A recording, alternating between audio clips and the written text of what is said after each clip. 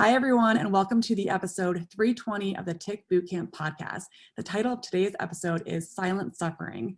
My name is Michelle McCune, and I'm so excited to be co-hosting this episode with Matthew Sabatello as we interview Lauren Murphree. While Lauren was diagnosed with Lyme disease when she was 9 years old, it didn't wreak havoc in her life until she was 20 years old.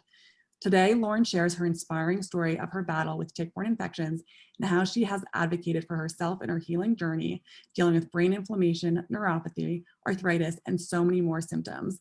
If you'd like to learn more how Lauren has used an arsenal of therapies to treat chronic Lyme disease, check out her book titled Silent Suffering: Finding God's Faithfulness in Chronic Lyme Disease. I'm excited to learn more about her journey as we talk to her in this interview. Welcome, Lauren. We are so excited to be learning more about your journey today. I would love for you to share with us where you live and what you are up to now. Yeah, so I live in Tennessee. My husband and I recently just moved back from Colorado to Tennessee, where my family lives. And yeah, I published a book just about my journey with Lyme this year, and I'm working on a second book that I'm going to publish in the beginning of next year, in January next year. And yeah, I'm just kind of taking it slow, healing, trying to just take care of myself and doing some freelance work and stuff. But my main thing I'm focusing on is just helping the Lyme community. And yeah. So you're in Tennessee now, but you were just in Colorado. I actually just moved to Colorado. That's crazy. Yeah, but there's definitely a pretty big Lyme community out here, which is nice to kind of just be meeting new people and also looking into different integrative medicine therapies as well. So you grew up in Tennessee, you moved to Colorado, now you're back in Tennessee. And is that where you and your family are? And yeah, I lived in Michigan until I was 12. And that's actually where I originally got Lyme, and then moved to Tennessee when I was 12, and then lived in Tennessee for 6 years, and then kind of lived all over. And now I'm back in Tennessee. Yeah. And yes, my family, my mom and stepdad are here in Tennessee, and sister and brother and everybody. So yeah. Okay. That's nice that you have community helping you with treatment. Yes. It's really nice being back home. So when did your symptoms begin and how did they develop over time? So it's really hard to explain all of it, but I basically, as a really young kid, when I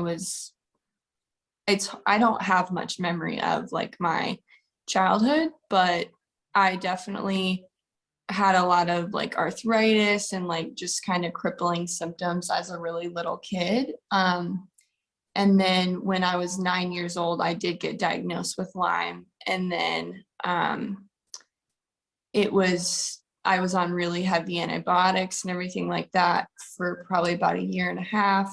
And so I don't really remember most of my symptoms. I just remember getting really weird rashes, my face being pale white, not being able to go to school, not being able to walk from one room to the other. And then when I was about 12, when we moved to Tennessee, I remember I was improving, and then it got a lot better during my teen years, and I was a runner and I loved running. And then basically when I was 18 is when it got really bad again. And I was living in another country. I was living in Panama at the time.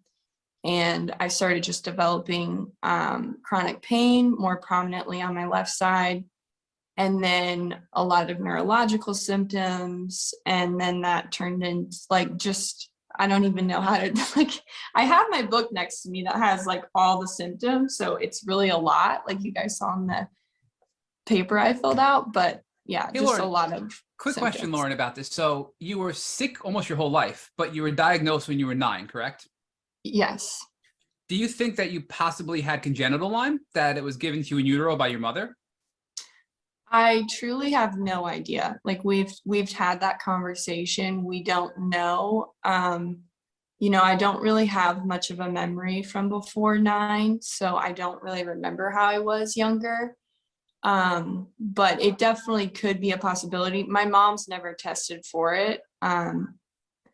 So yeah, I don't know. And your symptoms, though, once you treated when you were 9, got mostly better. You sounds like you mostly fully recovered up until later on in life when you were around 20-ish, I guess, right? Is that right? Like 18. Yeah, I 18. was Okay. doing really well for like 6 years. Yeah. And that was just from antibiotics, you said? I took a lot of different rounds of a lot of different antibiotics for a very long period of time with obviously no, gut support and stuff like that. So I still had a lot of like issues, like just immune issues. Like I got a really bad cough every winter and like I had mono like all the time. I had a lot of different just sicknesses as I was going through my teen years. But as far as like the Lyme symptoms went, like I was fully functioning. I could run. I was way better than once I turned 18 and stuff. So around 9 is when your symptoms were more severe. You finally got a diagnosis. You started treatment, and you never saw a rash. You never saw a tick bite. So yeah, it could possibly have been congenital transmission. We don't know. And then it seems like the antibiotic treatment did help you move forward. You were able to it seems like be social and active and athletic. And what were some of your passions before you got more symptomatic later in life in your 20s? I was super social. I loved being with friends. I was kind of like social butterfly. I loved running. Running was like my outlet for everything. So I was a huge runner. I was planning to run in college. And what else I've always loved painting, even during sickness. I love painting. And yeah, I'm trying to think of what other things I love to do. Just doing fun stuff with friends and just being a lot more social than when I got really sick. Yeah, so Lyme didn't seem to control your world. You were able to go to college and pursue different things that you wanted to pursue. When you started getting these symptoms again, did you think like, oh no, like, is this Lyme disease? Were you confused on why you were having these symptoms? Did you ever see a tick bite that could have caused a relapse? How did that all happen?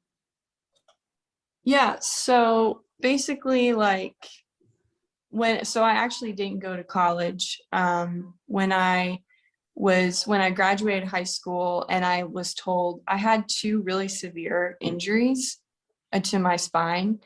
And basically I was told you can't run in college, you can't run competitively anymore. And so that was really hard for me. And so I just decided to pursue something entirely different. And I decided to move to Panama to work with an organization called YWAM. Basically, it's we did a lot of service, and we were with the Indian tribes down there. It was really cool. So basically down there was when I started developing all these really crazy symptoms and had even more severe periods. And it was kind of just the perfect storm. I was living in a moldy environment. I had really bad water quality. I was, bathing in rivers, obviously getting parasites, you get the picture. So Lyme wasn't crossing my mind at that point, surprisingly. My family and I weren't educated on how Lyme works and remission and flares and how a lot of times, how it can come back and everything. So it just didn't cross my mind at that point. And my brain had kind of blocked out most of childhood, including getting Lyme. So I was just confused. So I saw different doctors, and they said, one of them said I had kidney stones. One ER doctor said I just had a pulled muscle, just really random stuff. And then after that, I ended up getting some vaccines and shots. I had to go to Trinidad and Tobago, and we were planning to go to Peru and India after that. I did a lot of traveling. So I got really, really sick after those vaccines and stuff.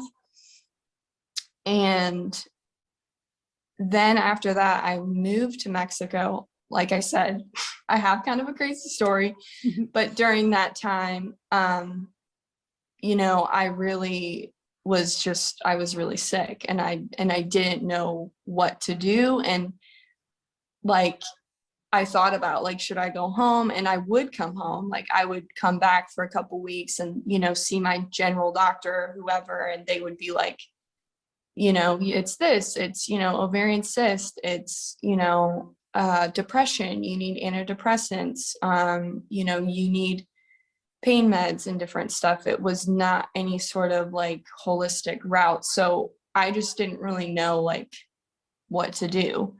And basically I finally came home when I was 19 years old, and I got a CAT scan, I got a colonoscopy, I got an MRI. I saw a back surgeon just because I was having such chronic back pain. My general doctor had me on birth control, like for the ovarian cysts. I saw a pain management doctor, which was a little bit of a traumatic experience, but I can talk about that after. But basically, by the time I was 20, I was hooked on pain meds, because I just didn't know what else to do. And I remember Lyme like crossing my mind and being like, wait a second, I had Lyme. And, you know, I did mention it to my family and stuff, but it's like, it's hard to explain everything because like we as a family just we grew up in a really toxic and abusive environment. And so we just like didn't really remember much of anything from my childhood. So it was like, we didn't want to go back to that. And so Lyme was like part of that, I guess, kind of, if that makes sense. And so we just like, everybody was like, oh, you don't have Lyme, you know? And I was like, well, I had it really bad as a kid. And so it was just hard because I didn't really know like where to turn or what to do. And I finally got to see a Lyme doctor when I was 22. So that was like, I have a few questions before we get into the Lyme doctor, because I definitely want to know more about that. But I was just going to say it's frustrating because having a history with tick-borne infections, you know, there's all these different recovery factors that play a role into how bad your symptoms get. And it seems like, yeah, like you said, it was the perfect storm. So as you got older, it was the environment, possibly living in a moldy environment, and then vaccines. I see that a lot, unfortunately, with certain genetics, or if people have certain tick-borne infections, it can cause a relapse of these infections. And then really not knowing how to navigate it, because I'm sure you're going to different doctors and talking about these symptoms, but a lot of times Lyme isn't popping up. How many doctors did you see until you were like, oh, wait a second, like this actually does seem like it's probably Lyme disease again? I think it was like 8. So not a ton, but also a good amount. So I think it was around like 8 or so.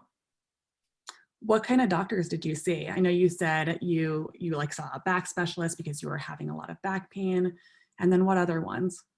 I saw a neurologist who put me on like nerve medication stuff. I don't really remember, stuff for my nerves. I saw, the back surgeon. I think I saw like multiple just kind of generalish doctors who, like, I had no idea what I was in for. So, you know, I'm over here thinking like, okay, we'll get it taken care of in like 2-3 weeks. Like, it's not a big deal. And I saw the pain management doctor, and then I saw another like pain specialist guy who had like these traction machines where it like pulls your spine and and it caused so much like ovarian pain because I also had endometriosis, which I didn't know.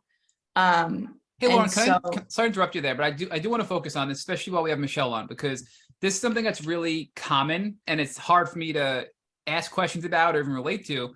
But we know with Lyme disease comes a lot of issues. Endometriosis seems to be almost a 1-for-1 when it comes to chronic Lyme patients. Having menstrual issues, I mean, all kinds of surgeries for menstrual issues. If you could just go into what those issues were, and, now looking back, do you believe that they were connected to Lyme? And Michelle, what your thoughts are on these things as well? Because we know inflammation is a trigger, a trigger for a lot of things with Lyme disease. And I believe it is for these types of issues as well. But I just want to get your perspectives on what symptoms popped up and how you think they could be connected to Lyme disease. yeah, so I mean, I really just was having absolutely awful periods, just really painful. And then I was having, ruptured ovarian cyst, which is also not very comfortable. And was just having a lot of, like irregular cycles, everything like that. Like sometimes they lasted, 2 weeks. And just like everybody on the podcast says, you're just down and out that whole time because it really flares up the Lyme as well. So that was kind of what it was like for many years. And then I had like had 2 different laparoscopies to get it removed. So laparoscopy. And the interesting thing with that, I guess, like my take on it, especially with my Lyme specialist that I see in Pennsylvania now, like his whole thing is like endometriosis, in a sense, this is just his opinion, is that it's kind of this blanket thing where like people are getting like constant surgeries to get it taken care of, but it's not dealing with the root issue. And he thinks like parasites and Epstein-Barr and stuff like that is what really like fuels that, and Lyme obviously. And I will say that when I started getting rid of literally like hundreds of parasites in 2020, I started getting way more relief with my periods, way less symptoms. And then it just like got better. And then with the Epstein-Barr and everything. So whenever that stuff's flaring up more, it makes like my period worse. But I feel like all that stuff, it's kind of just like a cluster of crap. Yeah, it's tricky because I feel like the tick-borne infections will attack wherever you're genetically weak. And so a lot of times it'll attack people's hormones. And then you do see a huge correlation with endometriosis and tick-borne infections, and especially when you are going through your cycle, having a flare-up. So it was good to kind of, the physician that you were working with, I'm impressed that he was able to recognize that there is a correlation, and that by treating tick-borne infections, lowering the pathogenic load, lowering inflammation, you can start seeing some symptom improvement. Besides endometriosis diagnosis and then also back issues, was there any other conditions that you were diagnosed with? I think one person, I don't know if it was like, I think depression was one. I mean, I was put on antidepressants even though I wasn't depressed. And then lupus, and I think that was about it. Yeah. And what types of tests did you do when you were seeing these different doctors? And also, what was the test that actually gave you your positive for Lyme disease? Honestly, I don't remember like any specific testing other than blood testing with like these doctors I was seeing before the Lyme doctor I saw in Tennessee. But yeah, the Lyme doctor in Tennessee, he did an IGeneX test and confirmed that it was Lyme still. So yeah. So you did IGeneX, it got your positive diagnosis of Lyme. Did you test for any co-infections as well, like Bartonella, Ehrlichia, Babesia? All of those, yes. Babesia, Ehrlichia, Bartonella. I hate Bartonella. Turkey. Rickettsia. I think those were the 4 main ones. I think there's been a few here and there that have popped up, but those were the 4 main ones. Lauren, I want to just ask you a quick question, because now we're talking about what you were diagnosed with, but I know leading up to this, your symptoms were really, really deep and full body, right? So can you just give us bigger picture of how sick you really were? Because from your pre-interview questionnaire, you talked about neuropathy, nerve pain, right? Unbearable neck and back pain, brain inflammation, loss of energy, heart palpitations, weakness and numbness, cognitive dysfunction, heat intolerance, memory loss, insomnia, chest pain, right? Like, can you just build out this picture of how sick you were and how much it impacted your life before your diagnosis? I mean, honestly, before I got the diagnosis, like I just, like, aside from all of that physical stuff, like I just felt like a complete lost cause and was like, I just felt really alone for years. And as far as like how sick I was, like I was really just in bed in my mom's bonus room, just felt like I was just, dwindling away. I had like really, I mean, like all of those symptoms, they kind of just progressively like came on, and I had a hard time doing any basic things, opening a jar, cooking, getting down the stairs. And I mean, I would say for the last decade, those symptoms can get really bad, and then sometimes they get better, and it's just kind of this like ebb and flow, and like slowly, gradually it's gotten, in some ways I feel like I've been able to handle it and manage it a lot easier, and then in other ways some of those things have dwindled away. But it's kind of hard to explain all of it. But I mean, that was like when I was 20, and then I was in a wheelchair when I was 27 27. So it's like, it was really bad, but then it got worse. But Lauren, you got diagnosed when you were in your early 20s again with Lyme, right? And then at 27, you were wheelchair bound. So this was something that you dealt with throughout most of your 20s? Yeah, all my 20s, I've dealt with it. Yeah, I mean, I'm still dealing with that on a moment-to-moment basis. It's just, I feel like I just have a lot more tools to deal with it. But yeah. And your doctors, none of them, because you said you thought Lyme, and you kept saying it's your family and doctors. Were they testing you again to see if Lyme was still a part of the picture because you had it when you were 9? Or were your doctors simply ignoring you until you found your Lyme doctor?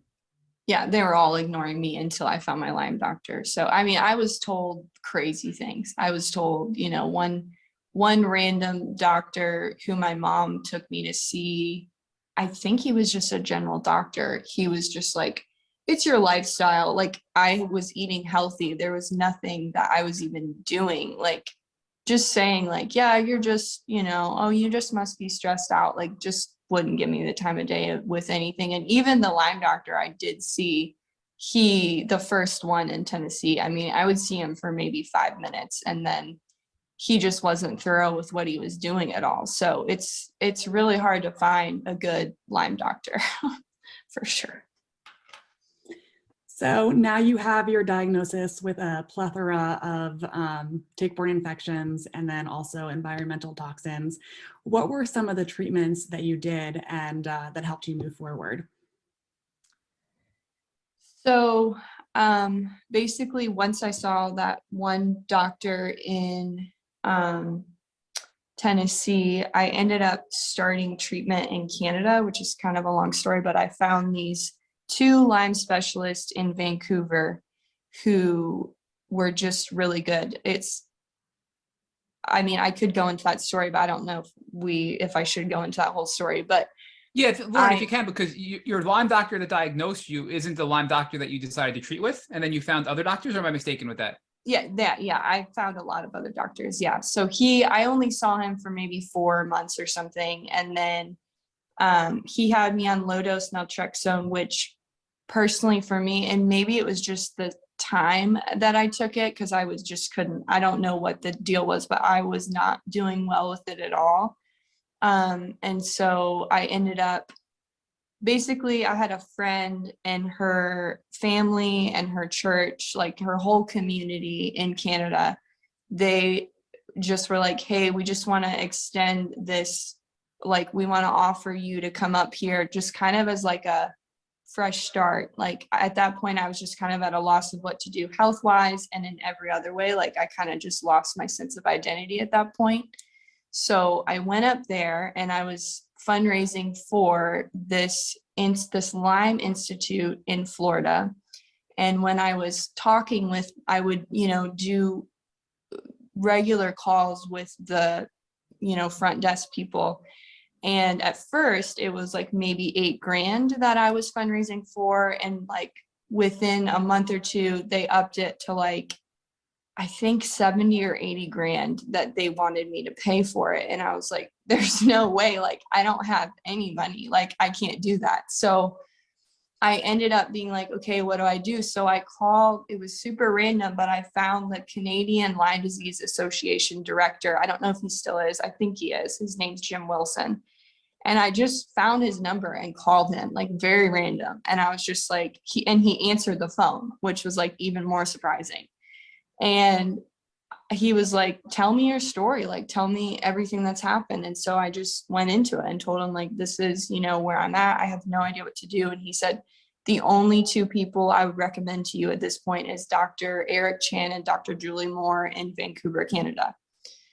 And they're two naturopaths out there. And so I was like, all right. So I flew across, because I was on the east side of Canada. I flew to the west, to Vancouver, and I didn't know anybody. And I was like, all right, I'm just going to go over there and figure this out. So I started seeing these Lyme doctors, and I was doing IVs. I was doing cholestyramine. I was doing, what else do we start me on?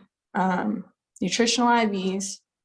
Lauren, I'm going to interrupt real quick. So, yeah, I want to talk more about this treatment, but when you did the immune therapy, you said that really didn't help at first with your first Lyme doctor, correct? Do you think that was because it was too early, or do you think that it wasn't an effective treatment for your particular case? You're talking about low dose naltrexone, or I'm sorry, LD? I'm saying low dose naltrexone. I apologize. Yes. Yeah, I honestly, I don't know, but I like, wait, what was the question again? Do you think it was because it was too early to use that as a treatment tool because you didn't do anything else yet? Or do you think it just wasn't a good tool for you with your particular situation with your co-infections? I don't know. I mean, I think it might have been too early. And I never tried it again just because I had such a bad reaction to it. So I never did it again. But yeah, I mean, I was on it for a good amount of time to where I was like, I just don't think this is the right fit for me. So yeah, I don't know. The interesting thing about LDN, so a lot of clients that I work with, we start super, super slow and at a very low doses, like 0.5. And then like we'll have them on that for a few weeks until we go to 1 milligrams, 1.5, 2, and then get up to like 4.5. But I've noticed that if people are very sensitive and they start at higher dosages and go too fast, then it doesn't really give their body a chance to work. And it's not a medication for everybody, and I'm not big into medications, but LDN is one of the ones that I feel like can be helpful, like risk benefit, because it modulates the immune system, it lowers inflammation. So I almost wonder, like, if you had started at a lower dose and titrated very, very slowly, how your body would have done.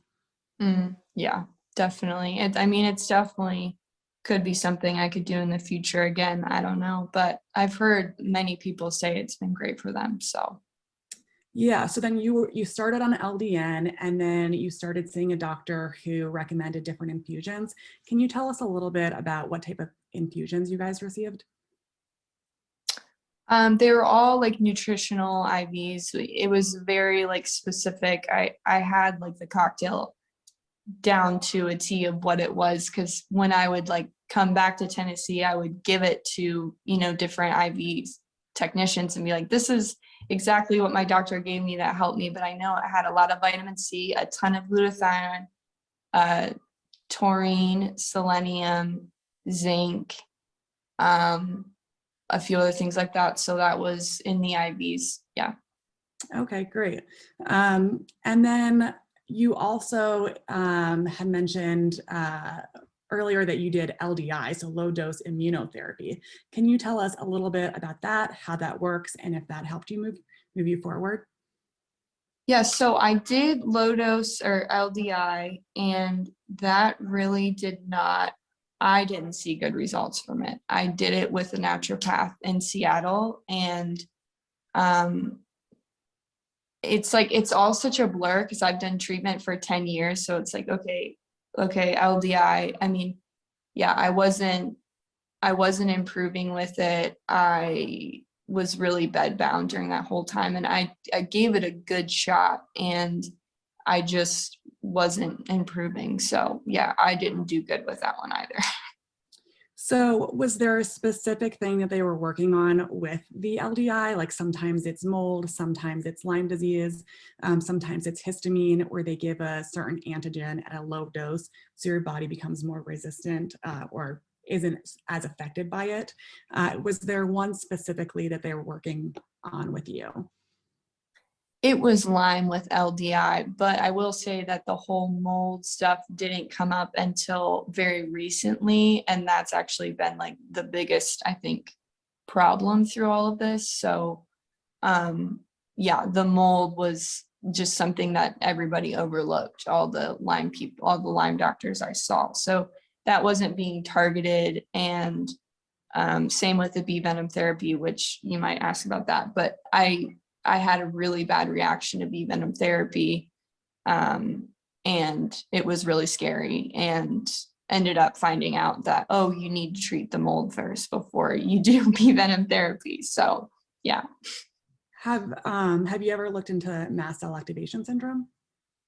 Yeah, no, I mean, I haven't been diagnosed with that, I don't think. And I'm not the type to just diagnose myself, but everything in there is totally like what I deal with. So I do a completely, anti-inflammatory, low histamine, like very, very minimal, like basic diet to prevent all of that.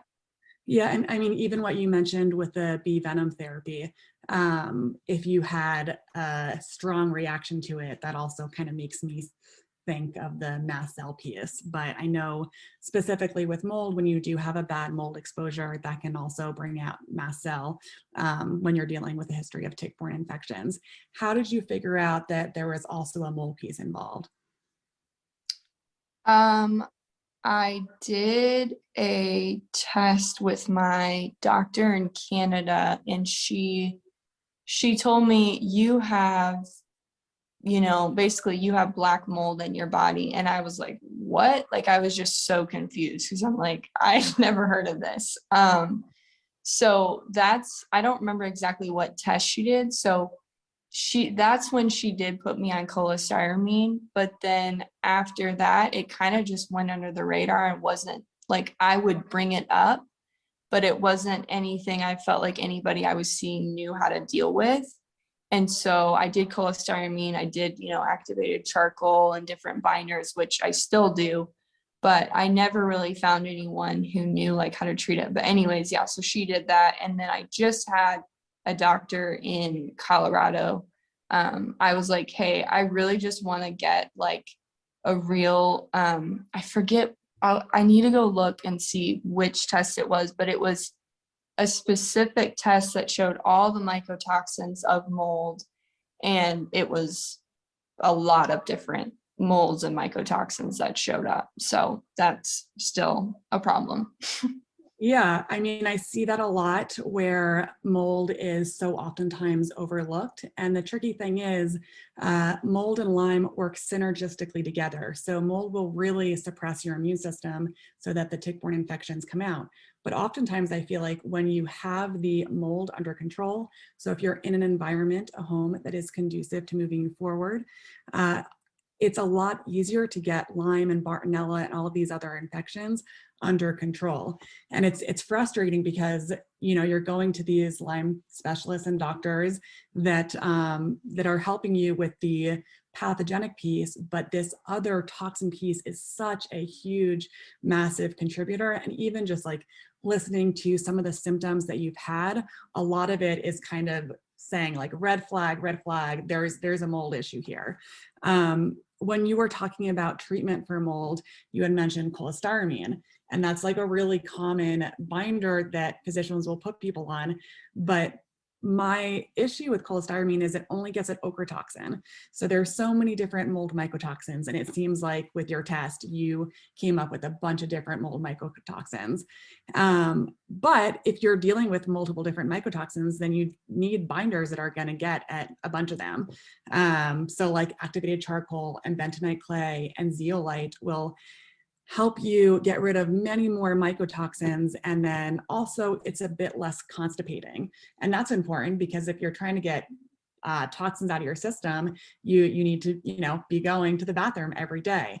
But if you're taking certain binders that are going to prevent you to do that, then it's all about balance. And I think that's just like a big piece when you're dealing and treating with tick-borne infections, and adding that mold piece and that biotoxin illness treatment in with it, making sure that when you do treat with binders, you do it a few times a week, not every day. And then also just making sure that your drainage pathways are open. And that's just like such a huge part of success of treatment and what your body's going to be receptive to and moving forward. Yeah, definitely. I could learn a lot from you. Well, I feel like you've definitely been through a lot, and you're dealing with a lot of severe symptoms, and are looking into really the right remedies and the root cause of what's going on. And again, I think this mold piece is a big piece. When you moved back to Tennessee, did you ever do testing on your home that you're currently living in?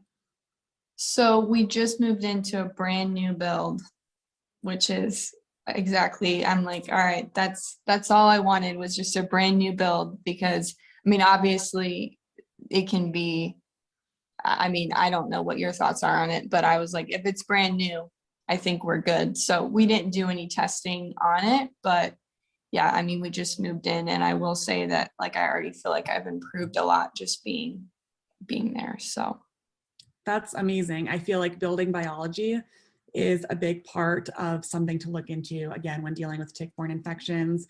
The great thing about newer homes is usually there are less years, so less years of possible leaks.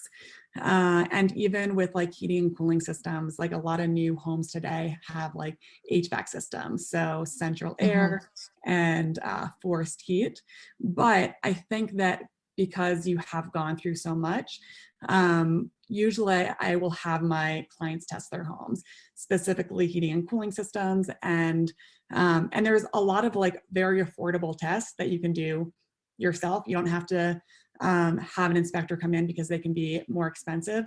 But even just hearing that you're in a new build and you're having a lot less symptoms, it seems like that's a really good thing moving forward for you. yeah, definitely. And so I know that you also had written a book. Can you tell us a little bit about what your book is about and how you got into that?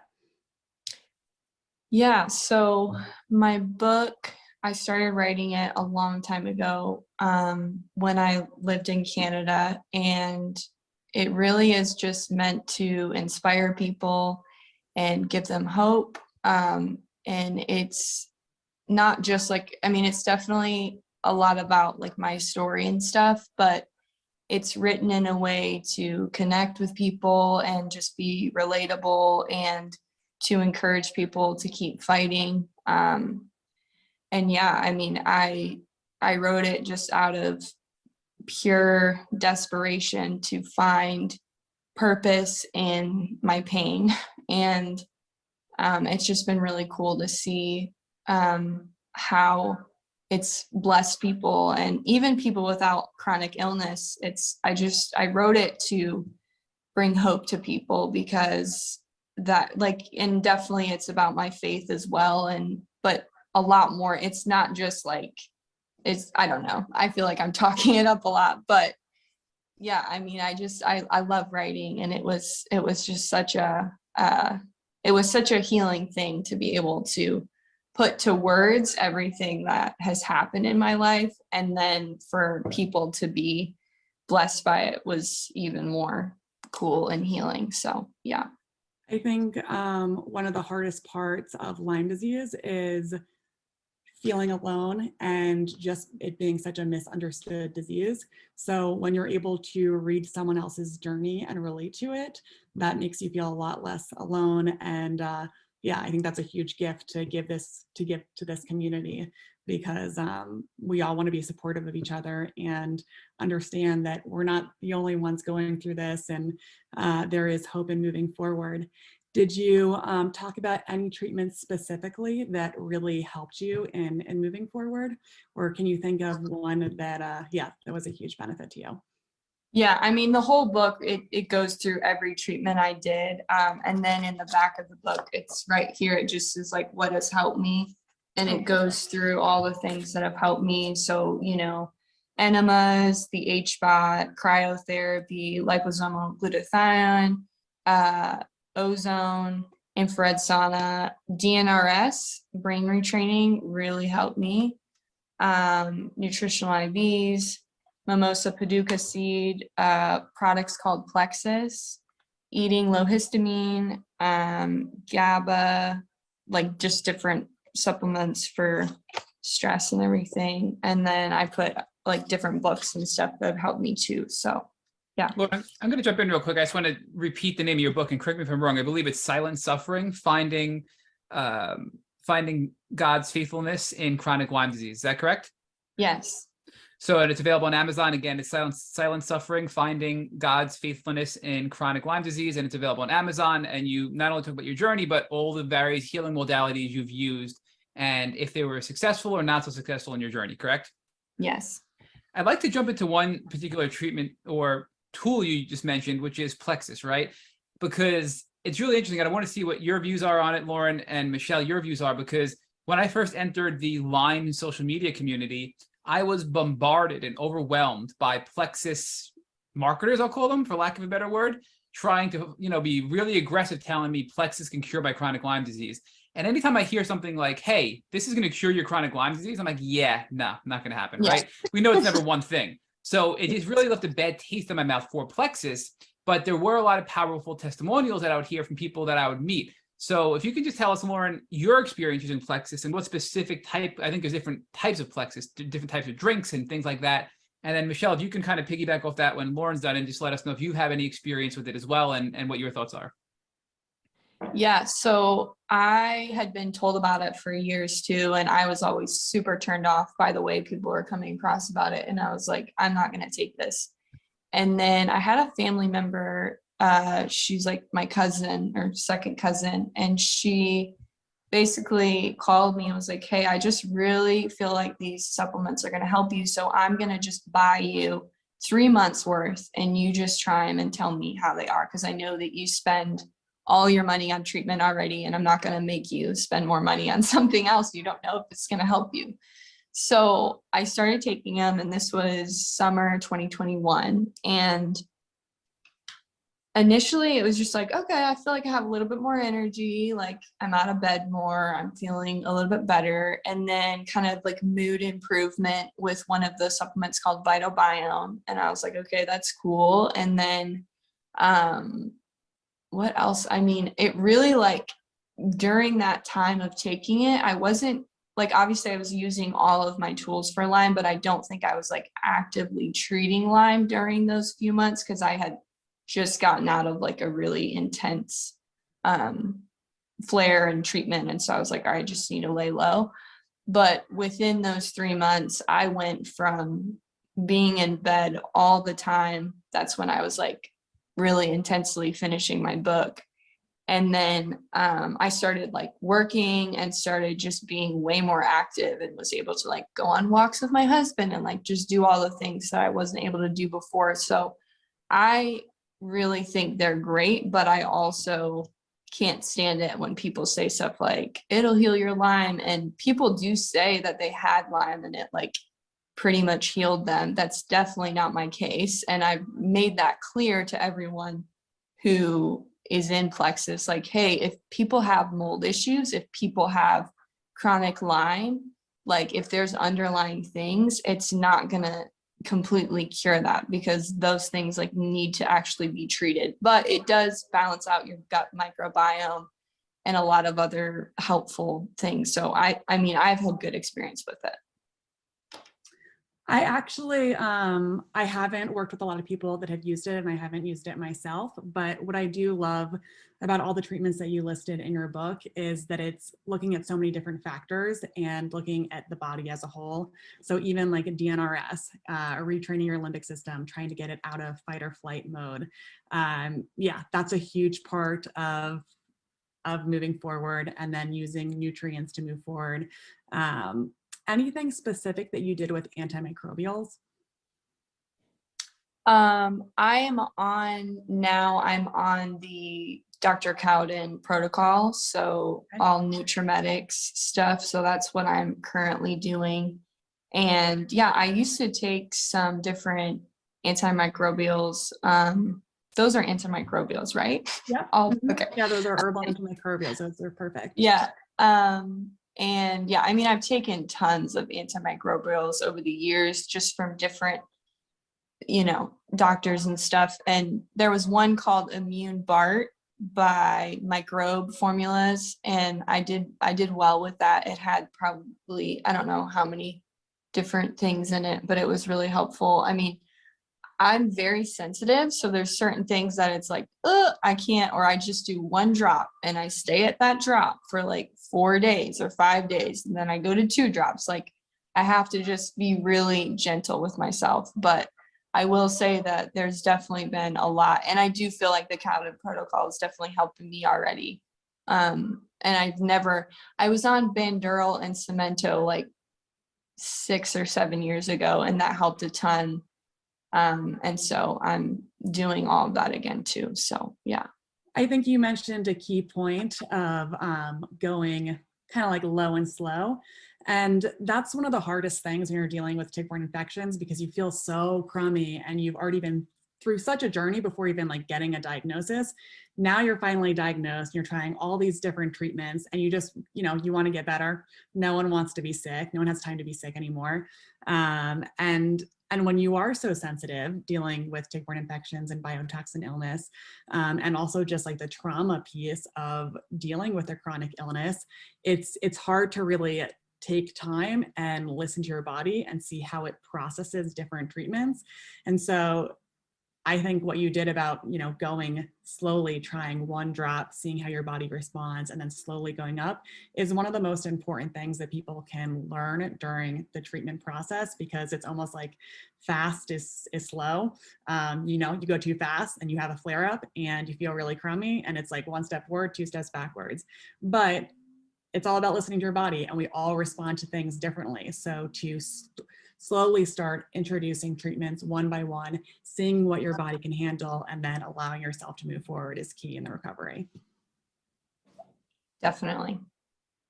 What part of the Lyme journey has taught you more about yourself and the world that only suffering can teach? Oh man, I could write a book about this. Wait, is that your second book that you're writing right now, Lauren? Come on, is this a teaser? No, the second book is called I Have Lyme, Now What? And it's a journal prompt for people with Lyme. Basically just a lot of just logistical questions to ask yourself, and kind of just like a heart check every day. Cause I feel like going through chronic Lyme, you're not really present with yourself a lot. So it's like, hey, just random questions about like treatment, but also just, I don't even know. I could show you the questions, but I don't have them in front of me. But that's what I'm working on right now. But yeah, so back to your question, Michelle, what was it again? How has suffering? Yeah, it's like really giving you a new perspective that only people that have really gone through the depths of Lyme would really understand. Yeah, there's so many things I could say. I mean, you're forced to just really slow down and kind of take inventory of everything and what you're living for and what's important to you and what you value. And so I think, for me, it's like, are the people in my life, are the relationships in my life, like, are they really genuine relationships, you know, like I feel like I just got rid of all like the fake stuff, because I feel like you just go so deep into trauma and suffering that it's like the people who really care for you, they will show up, you know? So it definitely made me just rethink, I mean, really every aspect of my life. Like, why am I here? What am I doing? You know, what's my purpose? And so I started to just kind of peel back and think through, you know, what do I want to do with my life? And, you know, it really kind of changed the trajectory of everything. And I feel like I'm not answering this question great, but yeah, I mean, suffering, I think, is the greatest teacher. You know, it's taught me, as well as my husband, just countless lessons of, you know, patience, and it's humbling. It's very humbling, and it makes you, you know, kind of come to the end of yourself. And I guess for me, it's brought me a lot closer to God as well. So, yeah. Yeah, I think that the Lyme community, I completely agree with you, what you said. It gives you a new perspective on things, and especially like who steps up, who doesn't, who's worth having in your life and helping you move forward, and slowing down. So yeah, I can relate to all of that. I've experienced that as well. And when something stressful does happen, it's kind of like, okay, let me slow down. Like, it could be worse. It has been worse. How am I going to use these tools to help me move forward? And it seems like that's what you've done. And the coolest part is, like, one of the tools and what you're passionate about is writing. So you've been able to use that gift and give it back to the community, which is pretty amazing. Really impressive.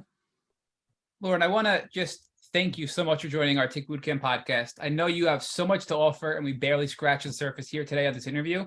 So I want to encourage everybody, once again, listening to this podcast, to go find your book, which is Silent Suffering: Finding God's Faithfulness in Chronic Lyme Disease, available on Amazon.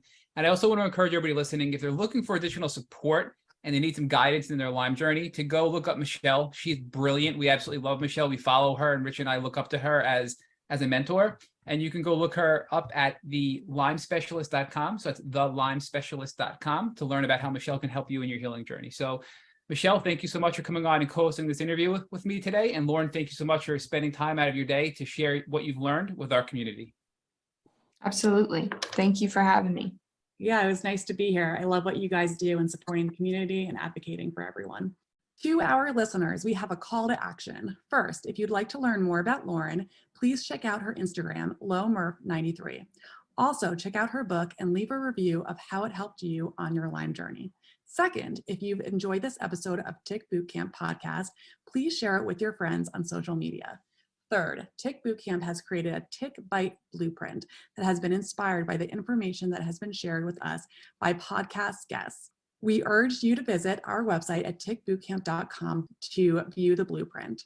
Fourth, don't forget to subscribe to the podcast on Apple Podcasts, Google Podcasts, or Spotify to get your automatic episode updates of our Tick Bootcamp podcast. Please take a minute to leave us an honest review on your podcast platform of choice. And finally, if you'd like to search our podcast library of over 300 episodes, subscribe to our email list, or share feedback, please visit our website at tickbootcamp.com. Thank you, as always, for listening.